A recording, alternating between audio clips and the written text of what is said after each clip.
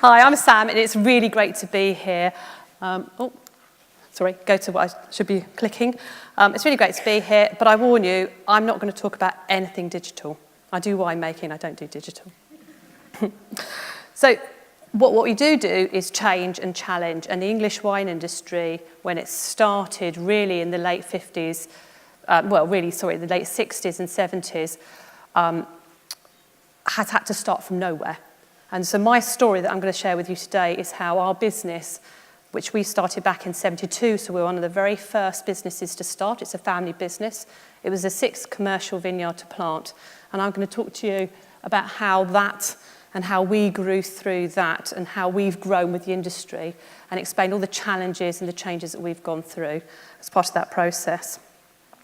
When we first started, everybody at the time, and I say everybody, there was only a handful of us, all thought that the most similar climate to the UK was Germany. It's not.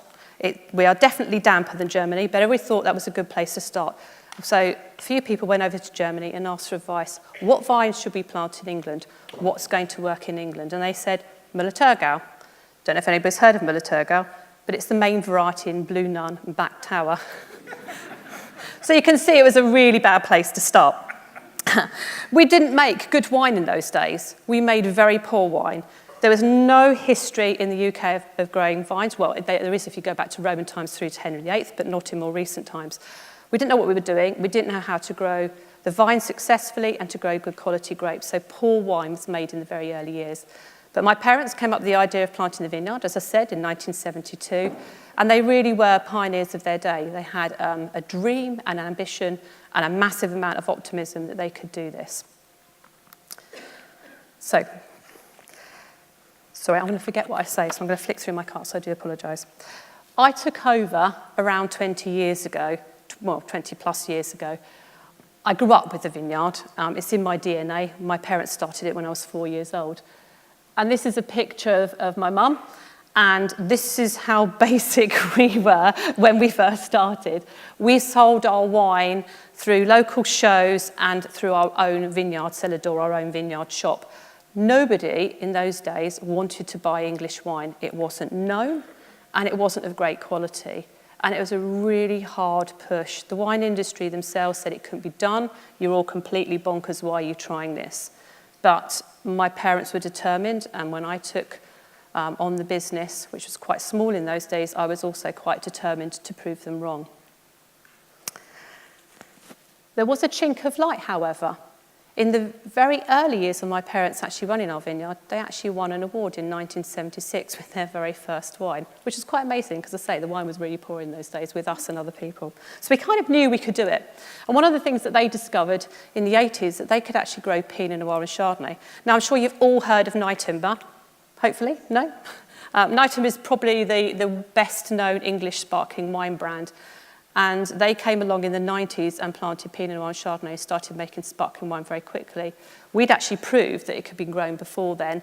We just didn't know what to do with the grapes because we didn't actually know how to make sparkling wine. And that was a trouble in those days because it was a very, very young industry. There was very little education in England to learn how to make wine.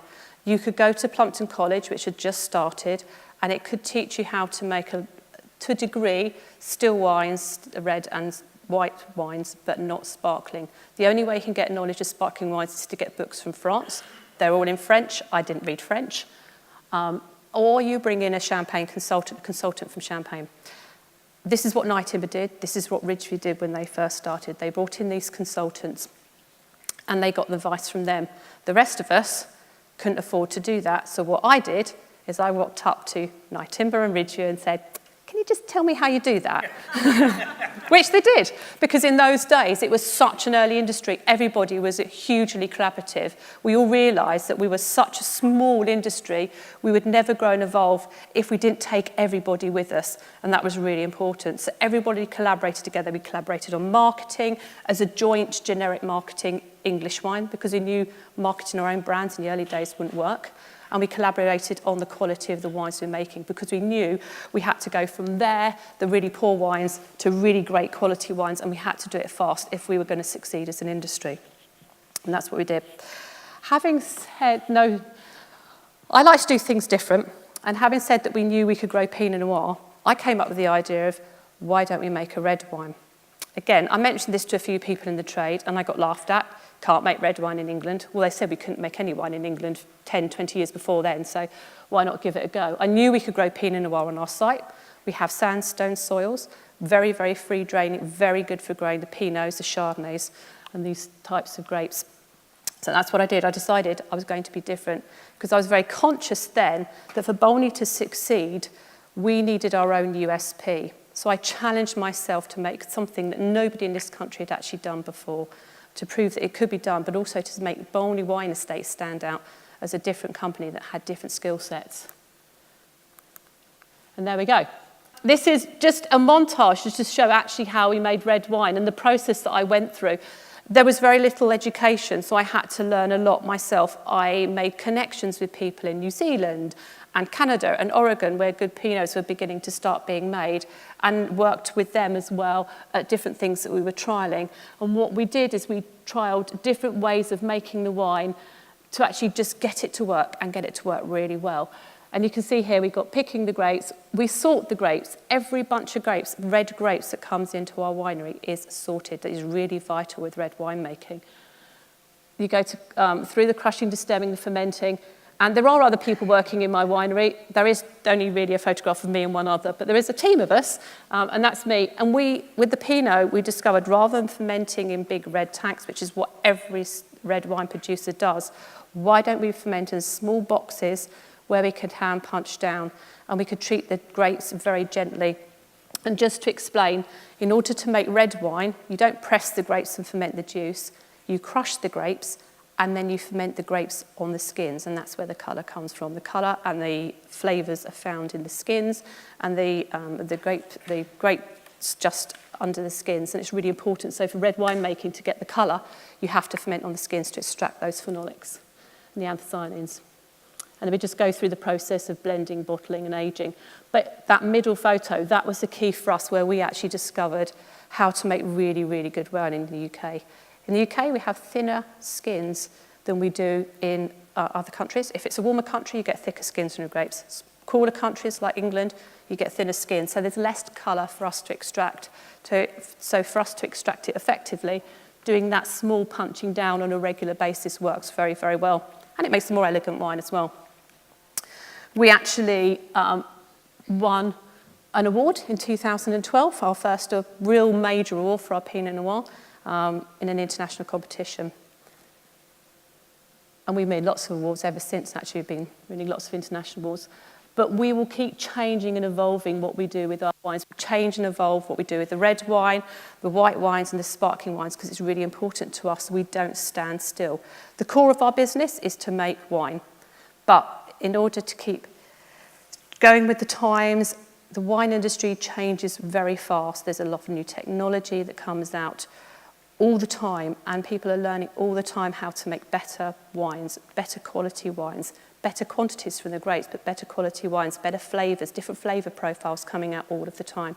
In order to keep up with that, you need to keep up with the technology, which is very expensive, and you need to keep up with evolving your own techniques within your winery. So it's an industry where change is constant, it doesn't ever stand still. It used to stand still. If you go back a few decades and you use the French wine industry as an example, the French wine industry had for generations, for centuries, just stayed with their traditions. They were very traditionalist, and they would hand from father to son the traditions for that winery.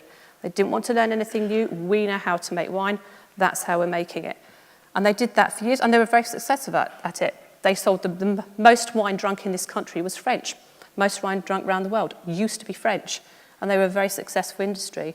They didn't evolve with change. And when the new world started, and the new world started with new winemaking techniques, and those winemaking techniques brought fresher, fruitier, much more appealing wines to drink. People started to move away to that. Whereas France was the #1 seller into the UK, it's now Australia. And interestingly, Italy's #2. And so you have to change, especially in our industry. But you also need your own USP. In England, we make less than 2% of the wine that's drunk in this country. So for English wine to get any recognition For it to stand out, for people to buy our product, we actually have to have something that's different. So English sparkling wine has been very, very successful. We make a really good English sparkling wine. It's made exactly the same way as champagne is made, the traditional method, but it's an English style, so it's slightly fresher, has a little bit more fruit character to it than you would have from traditionally from champagne. But there's a lot of English wine producers making sparkling wine. So we at Bolney didn't want to be the same as that. We wanted to go that route. So our USP at Bolney is to make red wine, but we also make sparkling wine. And that gives us a really good in into the marketplace that we can go with a portfolio of wines. We do still whites, rosés, reds, and sparklings through the range as well. And we can go in and actually give a retailer, some restaurant, hotel, this is our list, and they can put all of our wines on it. It covers all the bases for them. So that gives us an extra USP. It's quite tricky to make still and sparkling wines. They're both very, very different techniques. They're different winemaking styles, and they require different equipment, which takes a lot more investment as well. But we were prepared to work harder to give ourselves that extra USP. And there's only a small handful of vineyards in the UK that actually make all those wines, and we're one of them. It was really hard when we first started as well. There was no investment into wine.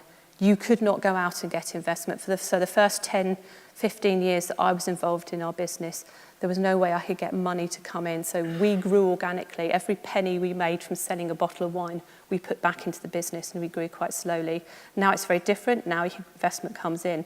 But in the early days, it was about, as I said, that collaboration where we shared information, because actually we couldn't afford to go out and buy new kit. We actually shared kit as well. I've known many a times when I've gone to another winery and said, can I borrow so-and-so? And they've borrowed something from me as well. We used to just drive around dropping bits of equipment on just to help us each other out. And that's what it was like in those early days. As I said, we have been very successful with winning awards. My parents, their first award in 1976, we won a gold outstanding for sparkling wine, a Blanc de Blanc we make in 2012. And then this year we've had Winery of the Year. So Winery of the Year in the whole of the UK, we won the trophy for that, as well as several other gold medals. But yeah, so we have come from making wine that was really, really poor, that nobody wanted to drink, nobody wanted to buy, to now making wines that are hugely successful and sell really well. Can't actually make enough wine at the moment, so it's a good place to be, but it's a bit frustrating. And this shows the evolution of our wines as well. If you go back to 1976, you can see how we've changed our marketing and branding. Going back to the early years where we had a hand-designed label and it was stuck on by hand, to our, what I call a bit more of our funky era, where we thought, let's be a bit, I don't know what we thought actually, but to be honest. We thought it'd be a bit different, I think. Didn't quite go so well. Kind of blue, dark blue, shiny labels wasn't quite the thing. And this is to where we are now with something much more simple, more elegant. I mean, I'm sure you've all seen wine packaging. Virtually all wine packaging, wine labels are very, very traditional. You do get the odd funky label, but you don't get very many. This is actually quite normal in our industry. It's a very traditional industry for branding.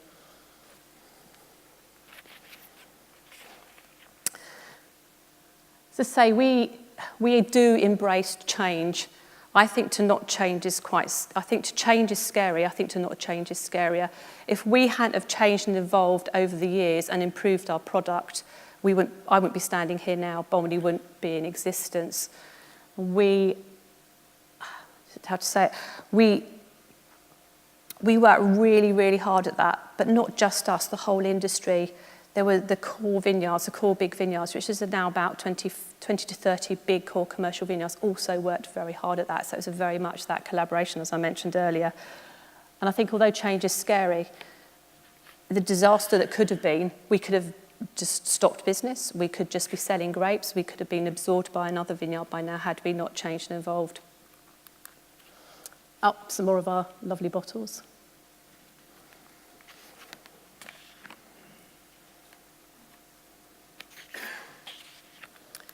And then you can see my PowerPoint presentation, I obeyed the rule that said, don't put any words on your PowerPoint presentation.